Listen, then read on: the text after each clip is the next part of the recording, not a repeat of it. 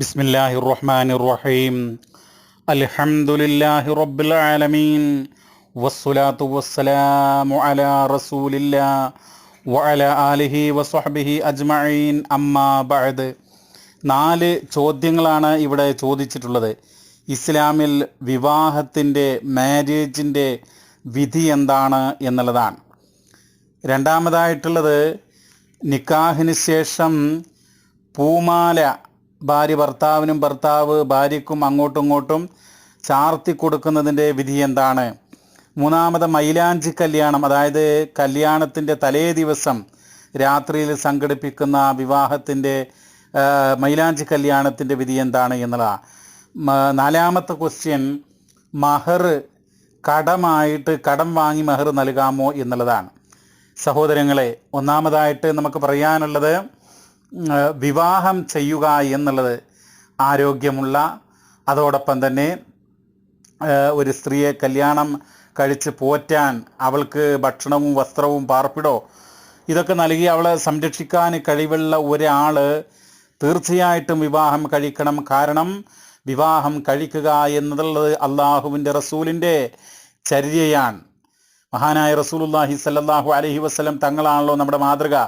ലഖദ് കാന ലക്കും ഫീ റസൂലില്ലാഹി ഉസ്വത്തുൻ ഹസന ലിമൻ കാന യർജുല്ലാഹ വൽ യൗമൽ ആഖിർ വദക്കറല്ലാഹ കസീറ. പരിശുദ്ധ ഖുർആനിലെ 33-ാം അധ്യായം സൂറത്തു അഹ്സാബിലെ 21-ാമത്തെ വചനത്തിൽ പറയുകയാണ്, പരലോക വിജയം ആഗ്രഹിക്കുന്ന, അള്ളാഹുവിനെ കണ്ടുമുട്ടണമെന്ന് ആഗ്രഹിക്കുന്ന, പരലോക വിജയം ആഗ്രഹിക്കുന്ന, അതുപോലെ അള്ളാഹുവിനെ ധാരാളമായി ഓർക്കുന്ന, സ്മരിക്കുന്ന, ദിക്ർ നിർവഹിക്കുന്ന ആളുകൾക്ക് അള്ളാഹുവിൻ്റെ റസൂലിൽ ഉത്തമമായ മാതൃകയുണ്ട്. അപ്പം ആ റസൂലിനെയാണ് നമ്മൾ പിൻപറ്റേണ്ടത്. നമുക്കറിയാം, അള്ളാഹുവിൻ്റെ റസൂൽ കല്യാണം കഴിച്ചിട്ടുണ്ട്. റസൂൽ കരീം സല്ലല്ലാഹു അലൈഹി വസല്ലമ സ്ത്രീകളെ വിവാഹം ചെയ്യുകയും അവിടുന്ന് വിവാഹ ജീവിതം നയിക്കുകയും ചെയ്തിട്ടുണ്ട് എന്നുള്ളത് എല്ലാവർക്കും അറിയാവുന്നൊരു കാര്യമാണ്. അപ്പോൾ വിവാഹം ചെയ്യുക എന്നുള്ളത് ഇസ്ലാമിൽ വളരെ അംഗീകരിക്കപ്പെട്ട പ്രവാചകൻ്റെ ഒരു ചര്യയാണ്. ഒരു ചര്യ എന്ന് പറയുമ്പോൾ സാധാരണഗതിയിലുള്ള ഒരു സുന്നത്ത് എന്നുള്ളതല്ല, അതിനേക്കാൾ മുകളിലുള്ള ഒരു സംഗതിയാണ് എന്ന് മനസ്സിലാക്കുക. വിവാഹം കഴിച്ച് ഭാര്യയും കുടുംബവും കുട്ടികളുമൊക്കെ ആയിട്ട് ജീവിക്കുക എന്നുള്ളത് ഇസ്ലാമിൽ വമ്പിച്ച പ്രാധാന്യമുള്ള കാര്യമാണ്. എത്രത്തോളം എന്ന് പറഞ്ഞു കഴിഞ്ഞാൽ സഹീഹുൽ ജാമിഇൽ ഒരു ഹദീസ് കാണാം.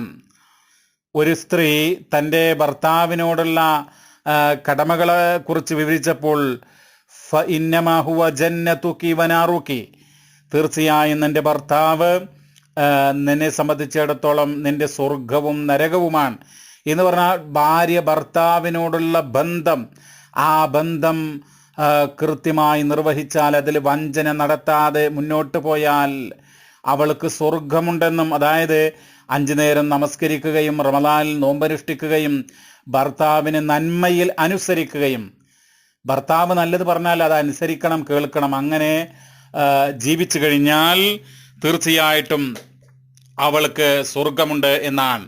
അതായത് ഇദാ സ്വല്ലത്തിൽ മർഅതു ഖംസഹാ വസ്വാമത് ഷഹ്റഹാ വഹസ്വനത് ഫർജഹാ വഅത്വഅത് സൗജഹാ ഖീല ലഹാ ഉദ്ഖുലിൽ ജന്നത മിൻ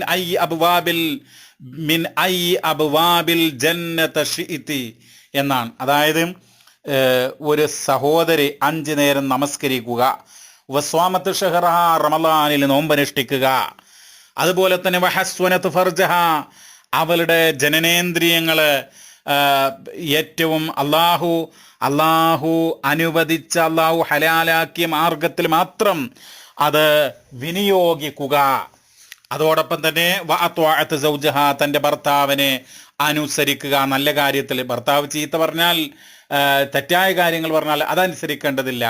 നല്ല കാര്യങ്ങൾ പറഞ്ഞാൽ, കുടുംബത്തിൻ്റെ നന്മക്കുള്ള കാര്യങ്ങൾ പറഞ്ഞു കഴിഞ്ഞാൽ, അതുപോലെ മതത്തിൻ്റെ നല്ല കാര്യങ്ങൾ പറഞ്ഞാൽ അതനുസരിക്കാൻ അവൾ ബാധ്യസ്ഥയാണ്.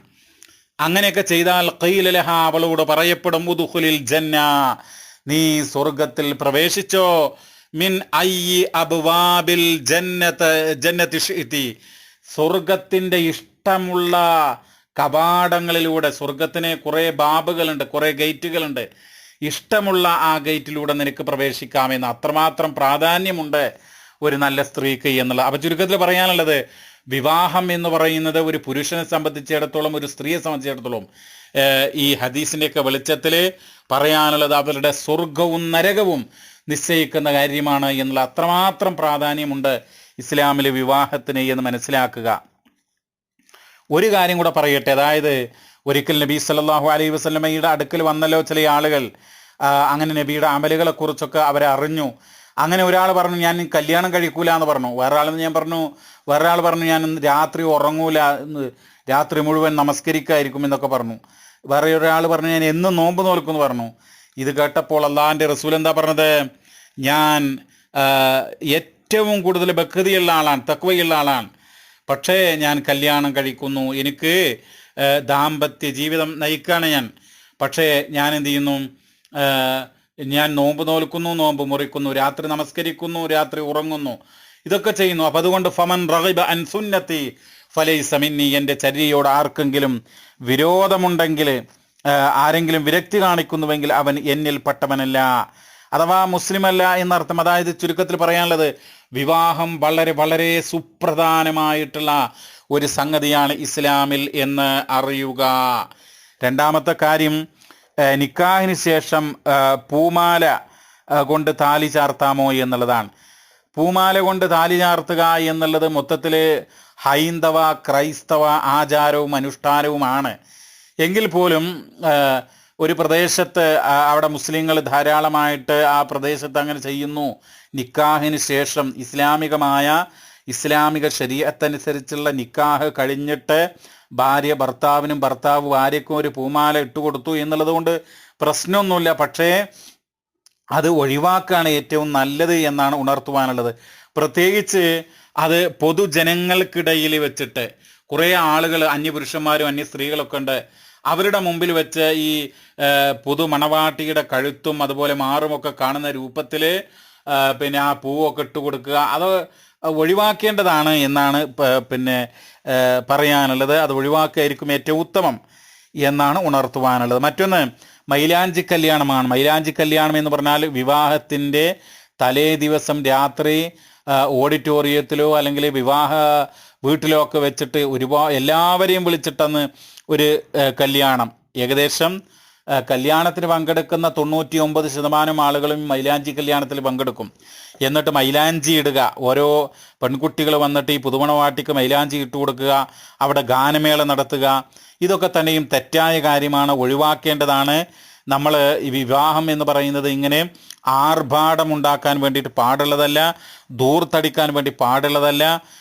അതുകൊണ്ട് മൈലാഞ്ചി കല്യാണം ഒഴിവാക്കേണ്ടതാണ്. എന്നാൽ നമ്മൾ തീർച്ചയായിട്ടും ഒരു കുടുംബ ബന്ധത്തിന് വലിയ പ്രാധാന്യം നൽകുന്ന മതമാണല്ലോ ഇസ്ലാം. അപ്പം നമ്മുടെ അത്യാവശ്യം അയൽവാസികൾ, ബന്ധുക്കൾ, അവർ വിവാഹത്തിൻ്റെ തലേ ദിവസം രാത്രി വീട്ടിൽ വരിക, പന്തലിൽ ഒരുമിച്ച് കൂടുക എന്നുള്ളത് കുഴപ്പമില്ല. പക്ഷേ നമ്മളിപ്പോൾ ഒരു 500 ആളുകളെ വിവാഹത്തിന് വിളിച്ചു, അല്ലെങ്കിൽ 1000 ആളെ വിവാഹത്തിന് വിളിച്ചു, ആ 1000 ആളുകളും മൈലാഞ്ചി കല്യാണത്തിന് എത്തുക, എന്നിട്ട് അവിടെ ഗാനമേള ട്രൂപ്പ് അതൊക്കെ സംഘടിപ്പിക്കുക, ഇതൊക്കെ ഒഴിവാക്കേണ്ടതാണ് എന്നാണ് ഉണർത്തുവാനുള്ളത്. അതൊക്കെ വലിയ തെറ്റായി മാറും. ധൂർത്തുണ്ട്, മാത്രമല്ല അതിൽ പല ഇസ്ലാമിക വിരുദ്ധമായിട്ടുള്ള ഗാനമേളൊക്കെ ആകുമ്പോൾ, അതുപോലെ തന്നെ ഈ മൈലാഞ്ചി കല്യാണം അത് ഇസ്ലാമിൽ അങ്ങനെ ഒരു സമ്പ്രദായമില്ലല്ലോ.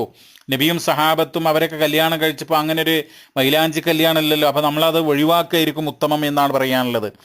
പിന്നെ മഹർ കടം വാങ്ങിയിട്ട് മഹർ നൽകാമോന്നാ. നമ്മളൊരു കാര്യം മനസ്സിലാക്കുക, കടം വാങ്ങുക എന്നുള്ളത് തന്നെ മഹറാകട്ടെ അല്ലാത്തതാകട്ടെ അത് പ്രോത്സാഹിപ്പിക്കപ്പെടേണ്ട ഒന്നല്ല.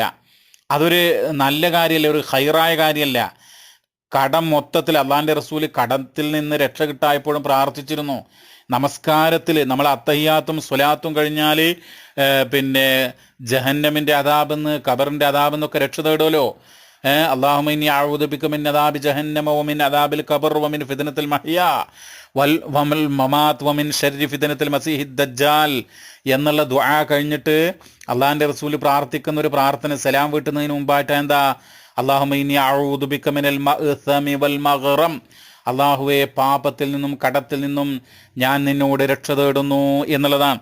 അപ്പോൾ കടം ഗുരുതരമായ വലിയ തെറ്റാണ്, വലിയ നമ്മൾ പരമാവധി ഒഴിവാക്കണത്. പക്ഷേ നമ്മൾക്കറിയാം പല ജീവിതത്തിൽ പ്രയാസങ്ങളുണ്ടാവും, ജോലിയുടെയും ഒക്കെ ബുദ്ധിമുട്ടുകളുണ്ടാവും. അങ്ങനെയുള്ള സന്ദർഭത്തിൽ നമുക്ക് കടം വാങ്ങാം, പക്ഷെ അത് വീട്ടണം എന്നുള്ള നിയ്യത്തുണ്ടാവണം. അപ്പോൾ തീർച്ചയായിട്ടും വിവാഹം കഴിക്കാനുള്ള ഒരാള് അയാൾക്ക് മഹർ കൊടുക്കാനുള്ള ഒരു തുക പിന്നെ കടം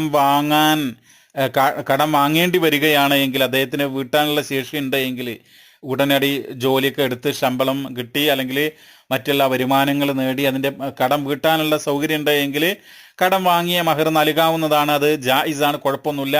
ആ വിവാഹം സഹിഹാവുന്നതാണ്, അതിനും വിരോധമില്ല. പക്ഷേ കടം പെട്ടെന്ന് വീട്ടുകയാണ് ഏറ്റവും വേണ്ടത്, ഉത്തമം എന്നാണ് ഉണർത്തുവാനുള്ളത്.